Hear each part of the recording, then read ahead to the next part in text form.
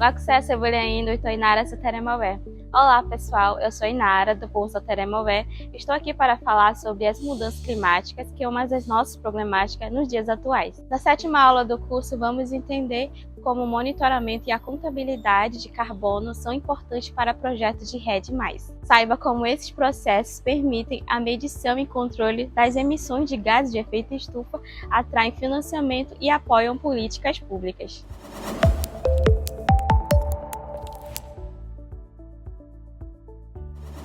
A contabilidade de carbono é fundamental para medir e controlar as emissões de gás de efeito estufa em projetos para reduzir o impacto ambiental, como os de REDD+. Esse processo garante que as reduções de emissões sejam reais e confiáveis, para que empresas, indivíduos e governos possam utilizar esses créditos de carbono para compensar suas próprias emissões.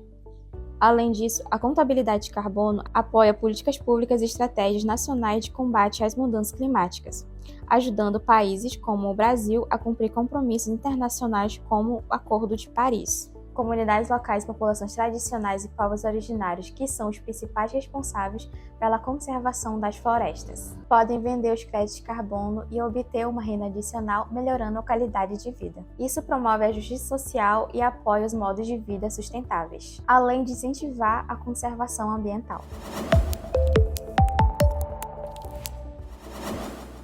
O FREL, Forest Reference Emission Level, ou em português, Nível de Emissão de Referência Florestal, é uma ferramenta na contabilidade de projetos de REDD+. A criação de um FREL é importante por várias razões.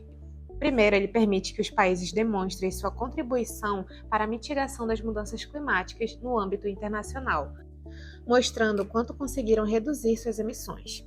Além disso, o FREL é uma exigência para que os países possam acessar pagamentos baseados em resultados, ou seja, receber financiamentos por suas ações de conservação que efetivamente reduzam as emissões de gases de efeito estufa.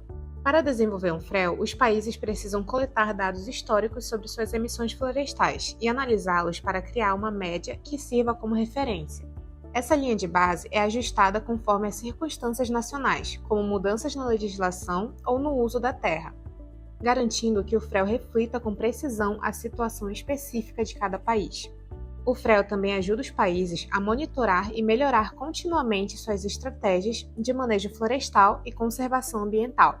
O Brasil foi um dos primeiros países a submeter seu FREL à Convenção Quadro das Nações Unidas sobre Mudança do Clima. Em junho de 2014, o Brasil apresentou seu FREL focando inicialmente no desmatamento da Amazônia, que é a maior fonte de emissões de gases de efeito estufa do país.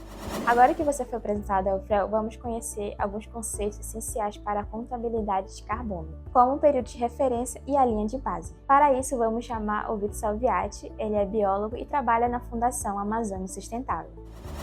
Dentro dessa dinâmica global liderada pela ONU, quando uma nação vai submeter algum projeto, alguma iniciativa de REDD, ela tem que seguir alguns parâmetros. Basicamente, ele tem que apresentar os marcos legais responsáveis para dar diretriz e arcabouço para aquelas atividades de REDD, basicamente garantia que vai ter consulta livre e prévia informada, a garantia que povos indígenas, populações tradicionais serão ouvidas em projetos, garantia em que todo o recurso seja reinvestido para que aquela floresta continue crescendo e saudável. A outra coisa que o governo precisa se comprometer, o governo nacional precisa se comprometer aos índices e aos níveis de desmatamento, chamado FREL, onde você tem um nível de referência para aquele desmatamento, então cálculos bastante rebuscados e sofisticados demonstrando que o desmatamento está num nível, e aí você tem várias atividades que vai fazer esse desmatamento diminuir a cada 2, 3, 5 anos, e obviamente as salvaguardas, ou seja, garantir por meio do mecanismo chamado Salvaguardas de Cancún e outros mecanismos internacionais como a Organização Internacional do Trabalho 169, que as populações sejam escutadas, ouvidas e consideradas num processo de consulta pública livre, prévia e informada. Depois de conhecer o período de referência e a linha de base, vamos a mais 2 conceitos-chave para o monitoramento de projetos de REDD+: os dados de atividade e o fator de emissão. Os dados de atividade são informações usadas para monitorar e medir a quantidade de gases de efeito estufa emitidos por atividades como desmatamento e degradação florestal. Esses dados são usados para estabelecer a linha de base e o período de referência em projetos de REDD+. O desmatamento refere-se à conversão de áreas de floresta em outros tipos de uso da terra, como agricultura ou áreas urbanas. Já a degradação florestal acontece quando a quantidade de carbono armazenado na floresta diminui, mesmo que a terra permaneça como área florestal. Esses processos são impulsionados por diversas atividades humanas conhecidas como drivers ou gatilhos. Gatilhos diretos incluem atividades como agricultura de subsistência e comercial, mineração, desenvolvimento de infraestrutura e extração de madeira. Gatilhos indiretos são fatores mais complexos e incluem aspectos sociais, econômicos e políticos, como crescimento populacional, políticas nacionais que incentivam o uso da terra para fins não florestais e flutuações nos preços de commodities. O fator de emissão é uma medida usada para calcular a quantidade de gases de efeito estufa liberados na atmosfera devido a uma atividade específica, como o desmatamento. Basicamente, o fator de emissão é a diferença entre o estoque de carbono da floresta antes do desmatamento e o estoque de carbono da vegetação que permanece após o desmatamento.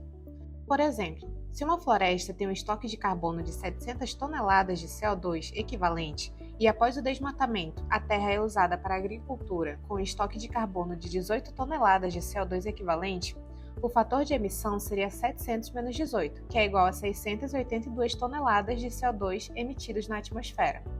Existem diferentes métodos para determinar os fatores de emissão específicos para diversas atividades.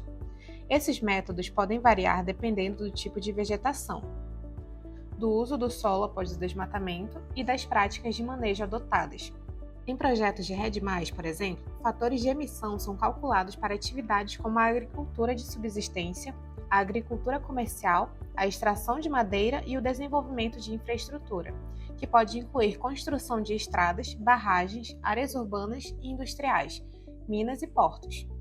Confira nosso material complementar e aprenda como calcular as emissões de gases de efeito estufa. Um exemplo de metodologia utilizada na Amazônia são as parcelas permanentes para medir a biomassa das árvores plantadas e das áreas florestais protegidas. No projeto Poço de Carbono Florestal, PJONF, por exemplo, são monitoradas mais de 400 parcelas permanentes, onde todas as árvores são medidas regularmente para calcular o estoque de carbono. Outro exemplo na Amazônia Legal é o projeto de reflorestamento, que combina práticas silviculturais e agroflorestais. Esses projetos promovem a conservação florestal enquanto geram benefícios econômicos para as comunidades locais. O estoque de carbono nas áreas reflorestadas é monitorado e medido regularmente, e as árvores plantadas são monitoradas para verificar o sequestro de carbono. Isso não só contribui para a mitigação das mudanças climáticas, mas também promove a sustentabilidade econômica e social das regiões envolvidas.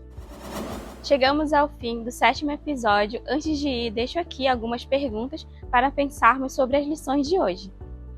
Como a contabilidade de carbono pode beneficiar a sua comunidade? Pense como a venda de crédito de carbono pode gerar renda adicional para a comunidade e como isso pode melhorar a qualidade de vida e apoiar modos de vida sustentáveis. Por que é importante medir as emissões de gás de efeito estufa na sua terra? Reflita sobre como medir as emissões pode ajudar a proteger a floresta e atrair apoio financeiro. Como os dados sobre o desmatamento e degradação florestal são usados para provar que a sua comunidade está ajudando o meio ambiente. Considere como os dados coletados podem mostrar que a sua comunidade está reduzindo a poluição e ajudando na conservação da floresta. Obrigada, pessoal. Até a próxima aula. O curso REDD+, Amazônia e Povos Tradicionais é uma realização da Fundação Amazônia Sustentável. A iniciativa conta com financiamento da Mitsubishi Corporation Foundation for the Americas.